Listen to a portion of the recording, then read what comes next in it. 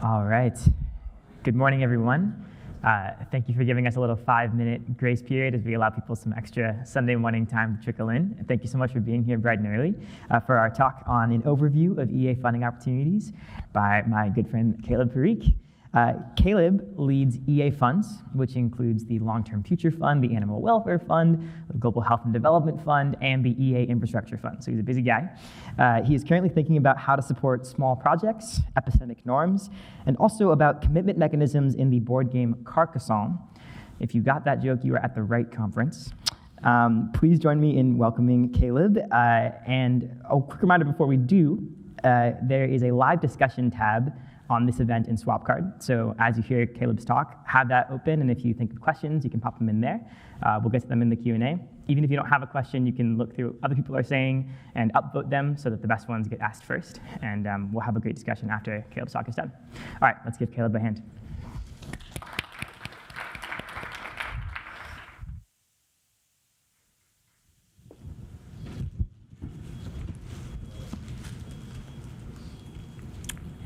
Yeah, so I'm Caleb, and I lead this grant-making organization. And yeah, I was just excited to give like an overview of what funders got up to last year, because I know that sometimes the grant-making scene within EA can be a bit confusing. Yeah, so I'm planning on giving like a few disclaimers. Giving a quick note on transparency, why that's great and why it's sometimes challenging. I'll then give like a funding breakdown of like what public donations are moved like last year. I'll give a quick comment on like future funding priorities as I see them, and then I'll give like my personal take on what I am excited to see in funding applications. Great. So my long list of disclaimers. First, I'm not an employee of like Open Philanthropy or Longview or GiveWell. I'm only an employee of like EA funds through Effective Ventures. So I can only like speak for these organizations as an outsider. Yeah, getting the actual numbers on like total money granted is pretty confusing. For example, like Open Philanthropy donated money to my organization, EA Funds, and it's like not obvious like where that should be counted. And my figures do sometimes like double count donations. I try and be quite clear as to like what the figures like actually mean and what their weaknesses are. But yeah, you should take all of this with like a pinch of salt. And I'm pretty confident that I've made like some errors. Yeah.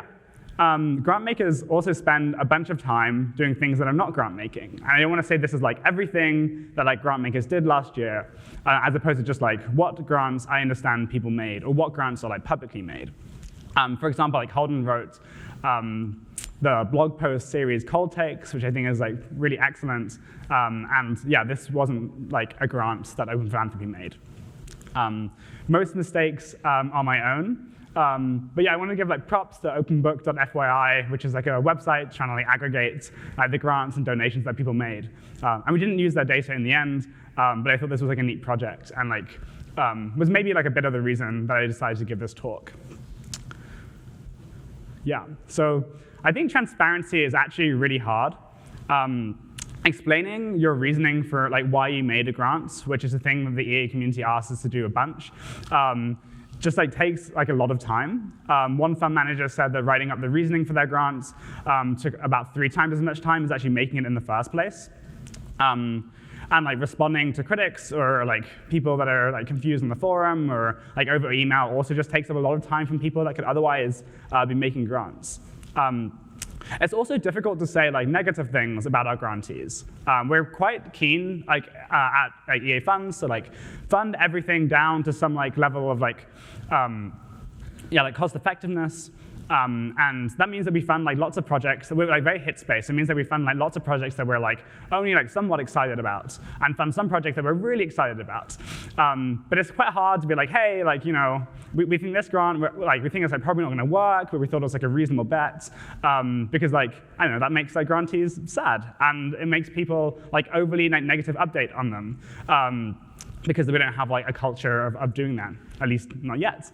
And it's just like, it can look like you're like punching down on like small organizations, and that's like not super fun for them.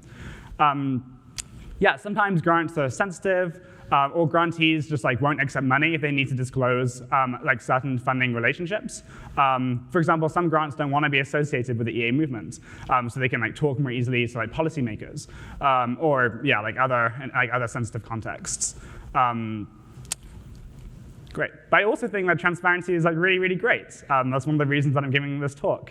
It helps keep organizations accountable to like a wider set of people, though I do think the exact set of people that like each fund should feel accountable is like pretty confusing and like non-obvious.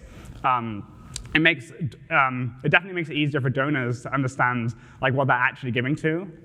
And it provides a signal for what like a group of people who are like have thought a bunch about like what grants they want to make are prioritizing. And then like the rest of the community can maybe like incorporate that a little bit into their own prioritization of different projects. Yeah, so this is like the publicly reported spending by fund, or what I understand of it, in 2022. So I'm basically gonna like show some graphs and then talk about all of the weaknesses in the graphs and why I shouldn't update you like too much. So this doesn't include like investments, and it does not include any like non-public grants, which could change the ordering, although I don't think it changes anything like more than 3x. I know that 3x is a lot. Another thing to say here is that like Founders Pledge, I listed them because they have some like funds, like the Patient Philanthropy Fund, for example. But I think that the vast majority of the money that they move is through like recommendations that aren't listed here. I think that sometimes it's really good to have like the sort of the base rates just like cached, and like maybe. When I actually made the chart, I was like, oh, I just actually learned like some things about like how much money is like allocated like to global health and like well-being, and how much money is like allocated to like long-termist organizations, or like building, or things that are just trying to like build the EA community. I think that many people will be interested in grants that are like less than like 300K, which is kind of an arbitrary number, because like maybe this is the maybe these are like the size of grants you need to like start a new organization, like start a new project, transition to like a different career, or like maintain like a small organization which might not have like existing relationships with funders. So like from what I understand, this is like the absolute number of grants that are made in 2022, broken down by each grant maker. This doesn't include, and these are only publicly reported grants. So for example, the FDX Future Fund from what I can tell, made like a lot of grants through their main program and regranting program. So that number should be like much higher. And I included Jan Tallinn as a funder because he funds the Survival and Flourishing Fund and Survival and Flourishing projects, and also just like funds like lots of things like personally and like publicly reports those things. I think this gives like a reasonable breakdown for like people that don't have existing relationships with funders and the kinds of people that like might take bets on them. And we just like made a lot of grants to like new speculative projects, and I think that's like really, really cool, like as a community. I'm going to talk quickly about like a few funders that I haven't mentioned, but are still, or from what I can tell, doing like lots of work and like very active. So for example, like Longview Philanthropy recommends grants in the areas of like AI, biosecurity, nuclear weapons, and to a lesser extent, global priorities research. Longview asked me to say that they're not currently accepting grant applications, that their work with AI alignment has been like mostly with established organizations, but has included like a few new governance projects and technical scholarships. And they have like a major focus on helping out like new donors what to do with their giving.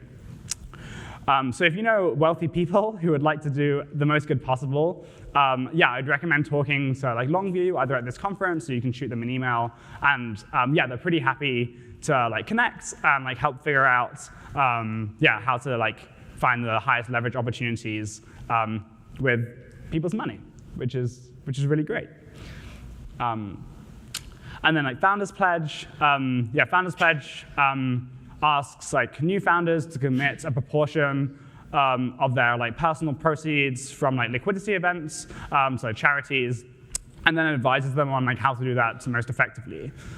So they make like recommendations based on cause areas, and they do their own research and their own charity evaluation, which is really great. And then in addition to that, as like a separate service, they have 4 like managed funds, like the Climate Change Fund, the Global Health and Development Fund, the Patient Philanthropy Fund, and the Global Catastrophic Risks Fund. And then they've just listed the amount of like money that was like moved to high impact charities, like here, below. So overall, they estimate that the sort of like counterfactual donations that they're like pretty confident that they moved is like $24 million. But again, these numbers are like really hard to work out because like if Founders Pledge didn't exist, like maybe some of these like startup founders would like still be within like the EA movement and would want to like work out how to like give to the highest leverage places and would still be like, you know, like altruistically motivated and would they give some of that money anyway.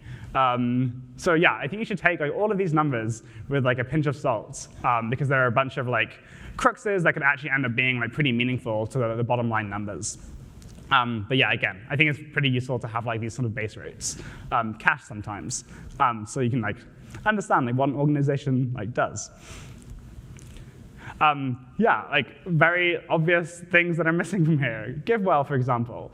They, as far as I can tell, they haven't published their numbers on like 2022 donations, but they moved like more than $500 million to their top charities, which is more than like any of the charities in the figure. But then a lot of that money came from like open philanthropy, global health and well-being. So then like, yeah, important to like know if you're like double counting the numbers. But yeah, but a lot of it also came from like the EA community and was like, or like was donated through like Giving What We Can or like individual donors like yourselves. And this is just like, I don't know, this is an insane amount of money that was moved to like some of the poorest people in the world and like it helps make like a meaningful difference to their lives. And then, I don't know, it's just like kind of awesome. Yeah, and then of course like individual donors and like / Giving What We Can, which is like an organization that makes it, oh yeah, GWWC is Giving What We Can. I probably should have expanded that. But yeah, this is an organization that encourages people to like sign a pledge to give at least like 10% of their income before tax to like impactful projects or yeah, things that like do a lot of good in the world. Yeah, and last year, which was in many ways like a terrible year for like giving because of like decline in tech stocks and crypto. Yeah, at least $13 million of donations are made through like the Giving What We Can platform, which is probably like a smaller amount than was like sort of that was like could be counted like legitimately as like sort of going through Giving What We Can that came from pledges. And yeah, and I think like most of Giving What We Can and Founders Pledge and like yeah maybe longer and from some of these other organizations are less from like directing or, donations like through their platforms and more from like creating a culture of like effective giving and getting people to like sign a pledge to donate 10% of their like income, which is just like kind of a crazy and awesome thing to do. I didn't reach out to any of these other organizations because I felt like I didn't have the time, but there's also like FLI, so the Future of Life Institute, Effective Giving, ACE, or Animal Charity Evaluators, Farmed Animal Funders. My friend recently told me that there are like a bunch of other funders in the animal welfare space that are, yeah, often like sort of like donor cycles, or a collection of individuals that are excited about like ending factory farming and make like and make like a bunch of grants. But I haven't listed them here, partly because I wasn't sure how public they wanted to be, and mostly because I couldn't find like their websites and things. But I think that like all of these organizations are, as far as I can tell, doing things and making grants. I just like don't know how much money they're actually moving each year. But yeah, like a bunch of people at this conference like work for these organizations, and you should totally reach out to them if you're curious about their work. Great. I said in the description that I would talk about future funding priorities, but I was a little bit confused when I came to writing these slides. I was a bit confused as to like what I actually wanted to say here.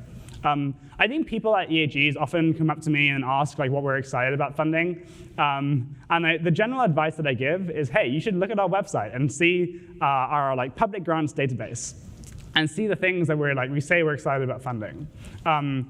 yeah, I'm a pretty big fan of like using tools like reference class forecasting, which is just like looking at the things that happened in the past and then like thinking that things like probably won't change like that much, even though it is like a new year.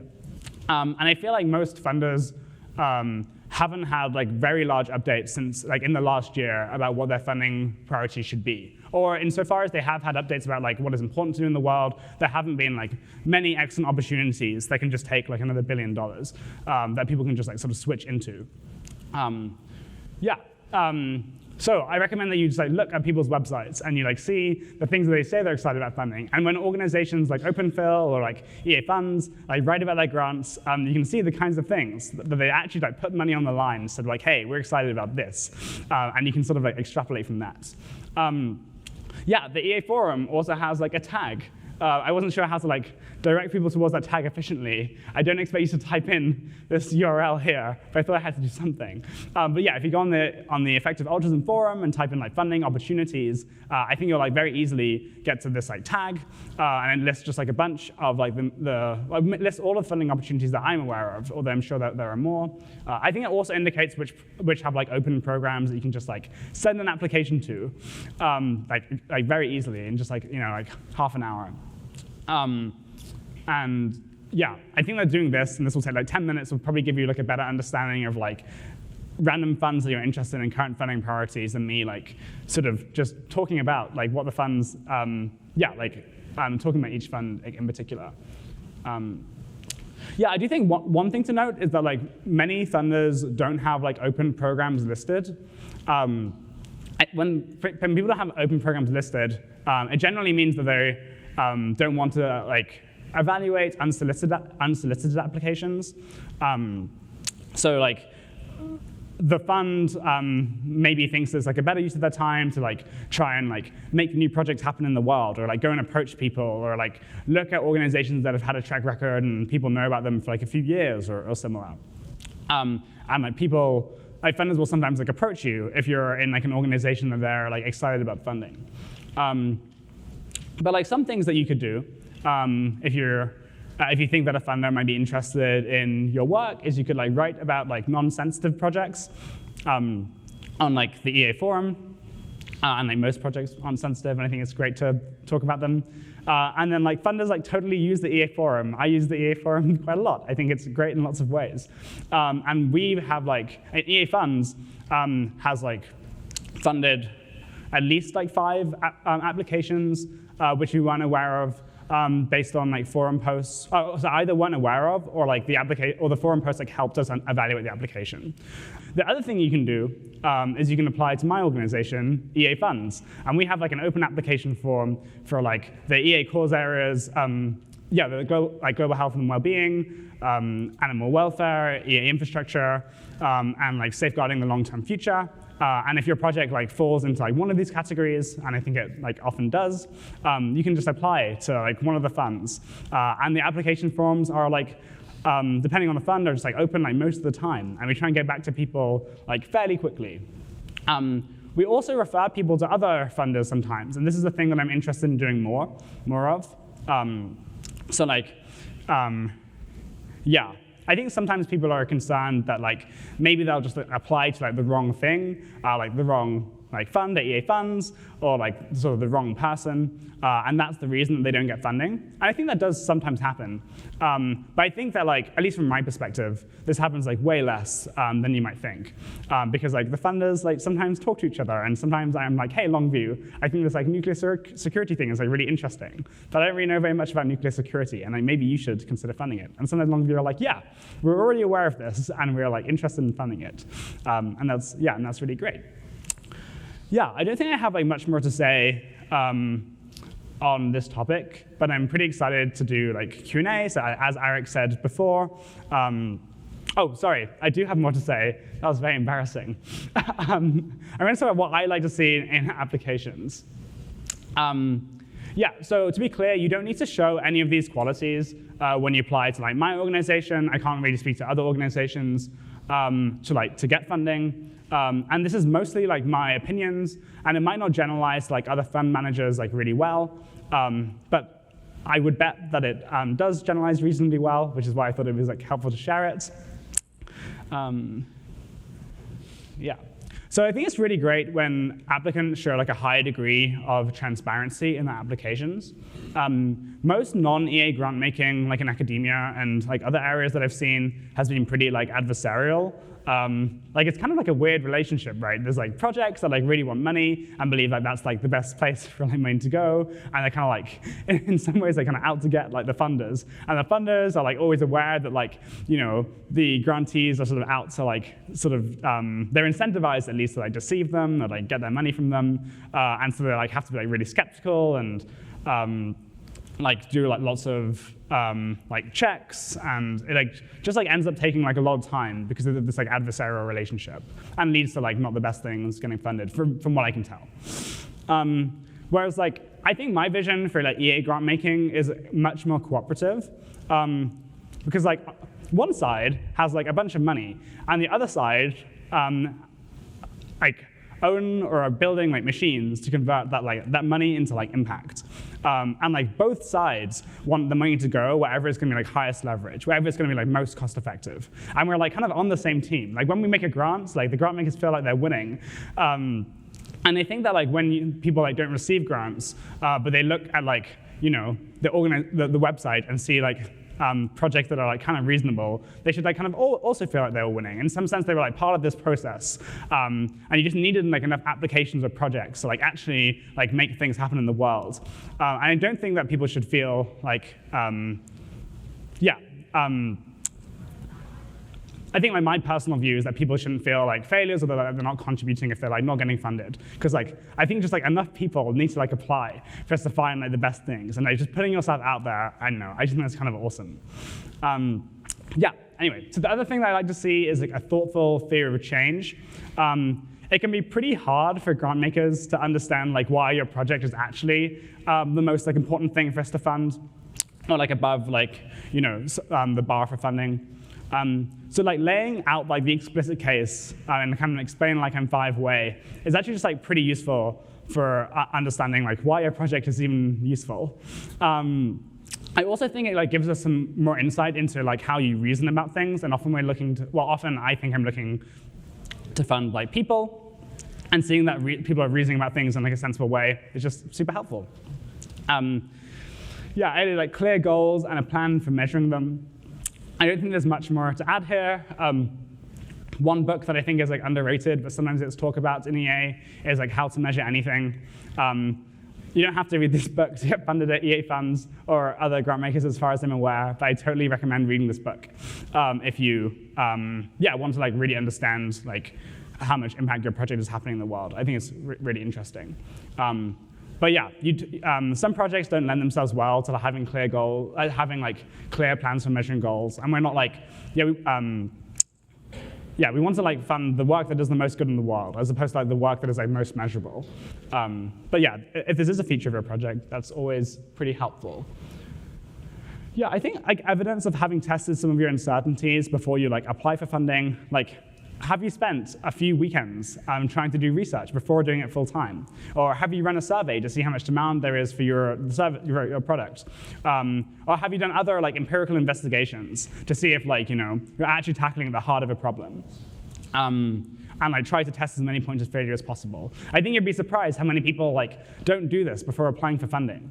But you can do like, I claim you can just do a lot of stuff without having any funding. And like many of, I think, of the most impactful things, or the things that like retrospectively feel like most useful to me that I've done, probably like weren't like during my time as a grant maker, or like were during my time as a grant maker, but weren't like actually utilizing funding, which is kind of surprising in some ways.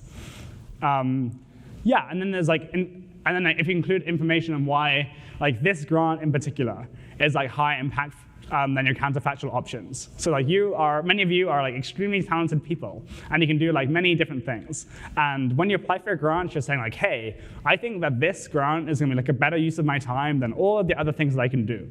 And sometimes when you're a grant maker, you're like, like, I don't really understand, like, I think this grant is like pretty great, but I don't really understand why this is like actually better than like all of the other things that this person could have done. Like maybe they should have just like got a software engineering job at Google and like become like a really like kick-ass software engineer instead of like upskilling. And like I think it's helpful for people to like maintain a few hypotheses about like why this thing is like the most useful thing. And sometimes it can make sense to talk about these things before you just like, talk about these things in your application. And so we can like get more insight into like why this is actually the highest leverage thing for you to do.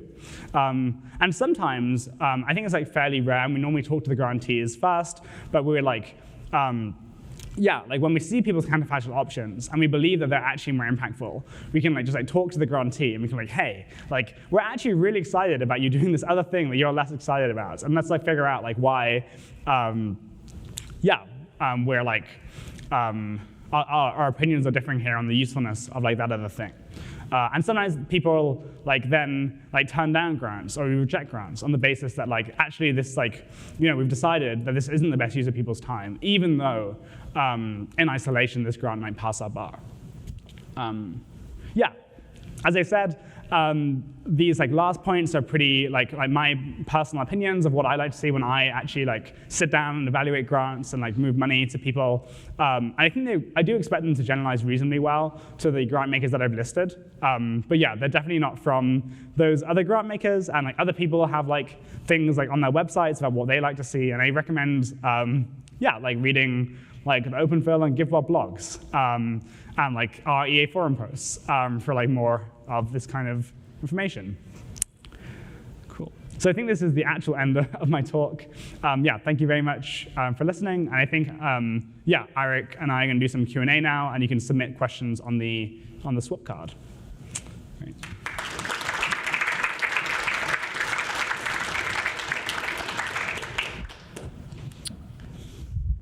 All right, Caleb, thank you so much. It's very, very cool to hear your inside scoop on this complicated funding landscape, to say the least. Yes, as Caleb said, Swap Card Live Discussion tab is the place to be right now. If you go to the questions sub-tab, you can add a question there, and then you can also upvote other people's, and we'll try to go roughly in the order of what people seem most interested in. So to start off, actually, you just gave us some really helpful insights about what you like to see in general in a grant application, things like transparency and reasoning. Joseph has a question that's a bit more specific, which is at the actual level of projects, what are the not yet existing proposals that you wish people were applying for funding for? Are there any that are sort of on your wish list? So I think often I have like less satisfying answers to this question than people expect, because if there are cash projects that I have in mind that I think are really useful, I tend to just like try and like make them happen in the world, and then like when they don't happen, then I'm like, oh, that project was actually like less good than I thought for all these reasons that I only realized when I tried to make it happen in the world. Like the most salient thing that comes to mind that I'm currently thinking about like right now is like, I think it just really sucks that there aren't like more people doing information security within EA. I think like information security is going to be like really, really useful for like a bunch of reasons, but like primarily like securing like models at like large AI labs, and I'm not aware right now of like many programs that are like trying to like solve this problem. I think solving this problem is really hard, and it's not like people are just like stupid and like not trying or something. But yeah, I was like a little bit surprised that like this is the thing that people have been talking about for like a number of years, but it doesn't feel like we're like yet to have made like a bunch of progress in like solving sort of this like bottleneck. So if you have ideas for like how to get like more excellent information security people, I'm super happy to chat with you, or you can email me, and I'll be pretty excited about that.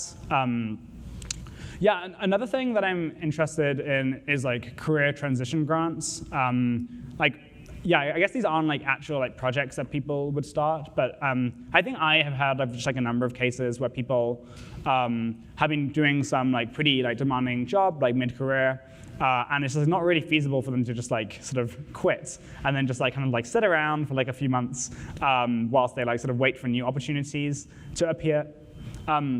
We've had an opportunity to like make a few grants, either like at like a fraction of their old salary, or like matching their old salaries to people like a few years into their career, which have just given them like space to like think and like reorient to the world and like work out like what opportunities are highest leverage.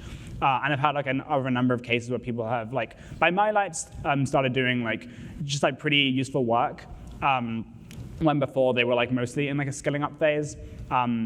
And yeah, maybe I want to signal boost that this is totally a thing that you can apply to like EA funds. I think OpenPhil maybe also has like programs like this. And I think that these can just be like really awesome. Yeah, I'm happy to move on to other questions. Nice. Okay, actually, I was curious if I could bother you for a follow-up on both of those points Cool. before we do. So I guess, first of all, information security is a great example of something that you want to see more of in the world. Does EA funds ever put out like a formal request for proposals of, hey, we want to see exactly this kind of thing? Yeah. And yeah, what goes into that decision making? Yeah, so we haven't done a request for proposals for some time, and to my knowledge, nor has OpenPhil or many other grant makers. I think because like in general, requests for proposals haven't done super well in like starting like really exciting like counterfactual projects. I'm actually kind of surprised by this. I would like, naively think they would do super well, and I'm trying to figure out like why they haven't gone super well historically. I think Claire Zabel wrote like a piece about like why people should consider doing information security in their careers on like the EA forum. This isn't exactly a request for proposal, but it is like a grant maker. Claire Zabel works at Open Philanthropy as I think she works at Open Philanthropy on the long-termist side, and yeah, she wrote a piece about like why EA should consider careers in like cybersecurity. I think Holden Konofsky, who until very recently was the co-CEO of Open Philanthropy, and I think now is like taking a break to work on evals at ARC. Also wrote a piece recently about like what you should do if you're like a long-termist and like want to use your career to do the most good. And I think he also said something about like, hey, people should consider careers in cybersecurity. These aren't quite the same as like requests for proposals, but I do think they're like clear signals from grant makers that they're like excited about something, even if they're not quite sure like what the project actually looks like, or other than just people deciding like, hey, I'm going to go and try and be an awesome cybersecurity person. Yeah, it's funny. I share your intuition that you'd think requests for proposals would be great because you have these people whose job is to look at the whole landscape, make grants.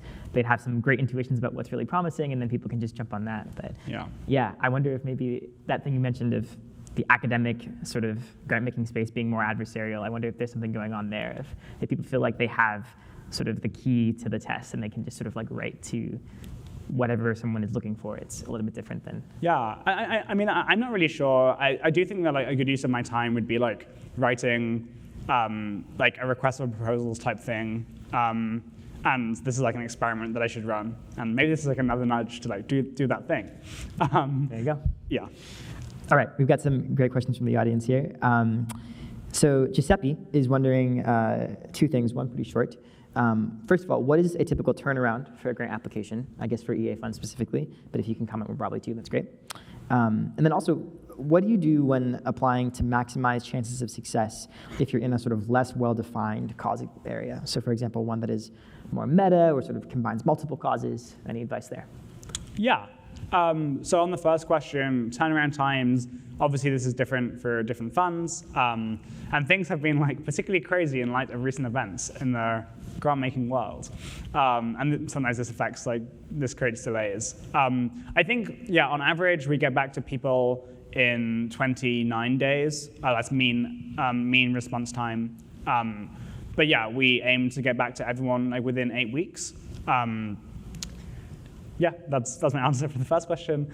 And then on the second question, what should you do if you're in like an ill-defined cause area? Yeah, I think that like to my knowledge, EA Funds is the only place with like a sort of like an open application form that is open like all the time that anyone can apply to with like just sort of any random project. So I think like applying, again, I run EA Funds, and so obviously I have more context in EA Funds, and like, I have less context in other grant makers. And it could be that other programs like do exist. But yeah, I personally would recommend applying to EA funds, and just maybe lay out a clear theory of change for your project, and you could say why you think that it's higher leverage than or more cost effective than other cause areas. Maybe you could explain a hypothesis for why other people haven't decided to work on this area, or why right now is the best time to work in this area and it wasn't historically. Yeah, I guess it depends on the specifics. I don't really have great generalizable cache thoughts for things that are pretty niche, sort of by definition. But yeah, I think that would be my general advice for this kind of thing. Nice.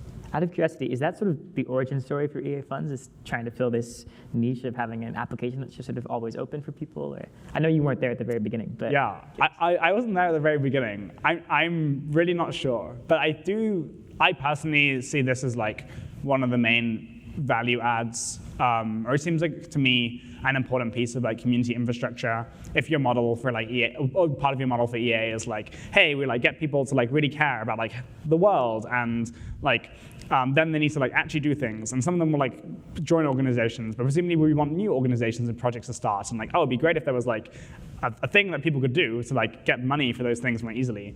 And so I see it as one of the main value adds. I think other fund managers think we're adding value in other places. But yeah, it's plausible. I'm not sure whether that's the original intention. Gotcha. Definitely a value add, though, I'd say. OK, Adam is wondering, do you forecast the outcomes of your grants? Yeah, this is a good question. Yeah, the idea of forecasting the outcomes of your grants is maybe we're all just really bad. Maybe we're funding kind of random projects and we're not able to I don't know, beat the sort of natural market or something, or just people just random donors deciding, or we're just systematically making bad grants because we're attaching too much weight to just signals that are kind of anti-correlated with impact. Yeah, OpenPhil, which is an organization that I'm not employed by, has a cool post about how calibrated they are based on forecasts for their grants. I do think that forecasts in the sort of long-term space are harder to do. It's harder to find actual meaningful signals that are sort of resolve in ways that in sort of satisfying and meaningful ways or something. And making predictions actually does take time. I am probably more bullish, mostly out of naivety, on our fund managers making predictions. And I recently built a bunch of infrastructure, or some infrastructure to do that. But my infrastructure is not very good. So if you're able to build better infrastructure than me, which you may well be, you maybe should chat with me and we can talk about how to do this. But yeah, so to answer the original question. Sometimes I don't make it a requirement for our fund managers. I think that this is sort of on a case-by-case basis. I do think that people should move in this way directionally. Yeah, I don't have ideas. I don't have specific numbers or a specific proportion of applications that we make very concrete predictions. I do think on many applications people will use a prediction style of reasoning, something oh yeah, I'd be this surprised, or I'd be 70%. I'm 70% confident that this project will get to X points in X or in N years time, and you can look back at those in a few months and see did they get to X point in N years time? Yeah. Do you ever ask grantees or potential grantees to do that kind of forecasting as well? No, we haven't historically asked grantees to do this kind of forecasting. We might ask them questions related to our predictions to help us get a sense of what our predictions should look like when we do make them. But no, I think part of this is for sort of good-hearting reasons, and it's pretty hard to communicate with grantees in a way that they don't sort of over-update on, and sometimes we just ask questions, and they're only kind of related to the impact thing, and people think that they're this is the thing that the grant maker really cares about, and I'm oh no, I actually don't care about that thing very much. I just think it's kind of correlated with the thing that I do care about, and it's all the signals are really bad, and this is just one signal that was salient to me. Yeah, so this is generally not a thing that we've done, but it would be interesting in working out if there are ways of leveraging this better in ways that don't just create more confusion. Sure, definitely. Okay, speaking of that grantee to grantor relationship, Sarah is wondering, what are the most common reasons for grant applications being declined? Yeah, obviously I can only speak for EA funds, yeah, I think like the most common reason, which isn't very interesting, is like we have an open application that anyone can apply to for anything, which means that we get a lot of applications that are just like not to do with like the thing that the fund is about, in like kind of like obvious ways. And so like these applications like get rejected at like the first stage of our process. But yeah, but I imagine that if you're like at this conference, you probably are not going to submit like one of these applications. It really is like a pretty like low bar for this point. And then like past there, I think it's probably some combination of like not like convincing us that the person can like execute well like on the idea. And then often like not being convinced the idea is like aimed at like a meaningful thing like in the first place. Like obviously these things are like somewhat subjective, and yeah, you're like forced to make like pretty tough calls most of the time, and like the grantees we don't publish like all the rejected grants. Maybe we should, but like grantees don't see like what their grant like trades off against, or like in like some like absolute sense like necessarily, and that would give people some like more information on like why you make different decisions. But yeah, it's probably like not having like a clear theory of change that is like actually targeting the thing that like the fund sort of cares most about, or like not convincing us that they can execute well on like whatever their plan is. These are extremely vague answers, and I'm sorry, but maybe like it's pretty low cost to just apply. I don't think it actually takes like very long. And like that is like a concrete, I imagine that this question is asked like in the spirit of like working out how to like write the application. And I think like in general, when people are like doing the work out how to write the application moves, insofar as it's not just like benefiting the project and making it better, it generally, in my view, is kind of a waste of time. I do think that making an application better can like help clarify your own ideas and help you like explore like how your project can go wrong, and then like mitigate those things sort of in advance. And like that kind of thing I'm like a big fan of. Yeah, I guess one perk of your open application is you can always apply and then try again if that is totally a thing that you can do, and we've totally rejected people and they have reapplied, and then we've like given them money sometimes. There you go. Yeah. Do grantees ever get access to that feedback of your reasoning for why it wouldn't have worked out the first time, so they can iterate? Yeah, we sometimes give feedback, but we try and make it pretty clear that by default we don't give feedback.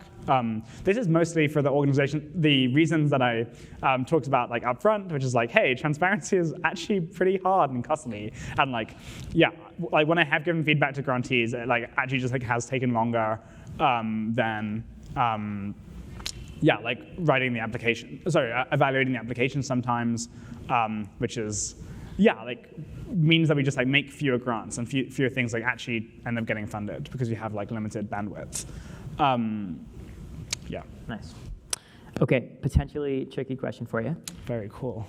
If you could instantaneously, right now, put into place 1 or 2 changes to the way funding across all of EA currently works, what would they be and why? Yeah, I think this is a pretty tricky question. Sorry to put you on the hot seat. That's good. I think this is pretty cool. So I was thinking about this like a few days ago, and I don't think I have like really great like cache thoughts right now for like things that would like could be generalized sort of like across EA. I think that one thing that would be pretty cool is like working out how to coordinate between funders while still avoiding sort of like bad incentive mechanisms. So like one example of this is like, you can imagine that like the goal of the funder is like to like have as many good things kind of happen in the world while spending like the least resources. So if I say to like another fund like, hey, we're excited about like this thing that you're also like this other area that you're also working in, and like can you just pass on like any rejected applications, which is a thing that I sometimes do. They are then incentivized to like reject more applications, like particularly like and maybe reject the best applications that are clearly above the bar, so that we look at it and we're like, oh yeah, this is like clearly above our bar, and so like then we should fund this thing. And then the money came out of our side rather than like their side. And I think in general, people are like much more cooperative. In my experience, people are more cooperative in this. But sometimes like the inefficiencies aren't down to like people being like malicious, or like they're not down to like people like cognizantly like making these like kind of adversarial actions between funds, and they're just like, I don't know, people kind of just like follow like incentives sometimes. So that's like one thing that I'm trying to figure out how to like work on, because I think it could be like really helpful if we were able to coordinate in in a better way. There are other problems with like coordination as well, which I think are like kind of open. And then like another thing that I would be excited about is like, I'd be pretty excited about more retrospective evaluation. I want to reiterate these are just like my takes, and I think there are other smarter and more sensible people that like would just like strongly disagree. But I do think in like particularly like long-termists and like weird like EA meta cause areas, people are sometimes so in the mind of like, oh man, the thing just isn't measurable because like the timelines are just like so long or whatever. We just shouldn't like do any empirical investigations and just rely on our like judgment or something. And I'm like, I think this is like pretty true for like lots of things and making like the long run future go well, or like shaping like third order flow through effects or something. But I think sometimes people give up on this like too quickly. And like sometimes you just do have opportunities to like measure things, and like when you're like in a mindset of like, man, nothing is like ever worth measuring, sometimes I think you miss kind of like obvious things. And I'm like pretty excited about like, I'm excited about grantees finding ways to measure their own projects, even when they're like weird and messy, just so it's like kind of better than like vibes or something. Just so they have like some empirical thing that is making contact with the world that they can like sort of latch onto. But I'm also excited about like funders doing this, and maybe like working out how to do like pretty good like credit attribution, which is kind of like an open problem. And it's really hard, and it's a thing that I'm struggling to think about at the moment. Like working out like which projects can like get the sort of most impact points or something, when like everyone is kind of interacting with each other, and like counterfactual reasoning doesn't work very well. But I'm pretty keen on like people actually just doing empirical investigations, people actually trying to work out like how valuable like their projects were, in a way that like it feels like more concrete and robust. Nice. Well done on the hot seat question. That was a great That's answer. good. More questions like this seem good. Okay, well, I guess in that spirit then, if we sort of stay at this bird's eye view of the whole EA funding landscape, you talked earlier about sometimes doing forecasts for particular grants, but do you have any sort of projections for what the future of the entire EA funding landscape looks like a few years out, how things might change, considering all those orgs that you had up on your chart earlier, and how do your sort of ideas for what that future looks like affect your current grant making? Yeah. I think if you'd asked me this question like a year ago from today, I would have said some things like more confidently, and then like things have obviously changed in the last year in like the amount of funding available and funding priority, and a little bit to do with funding priorities and stuff. So I just don't expect to perform very well on this question.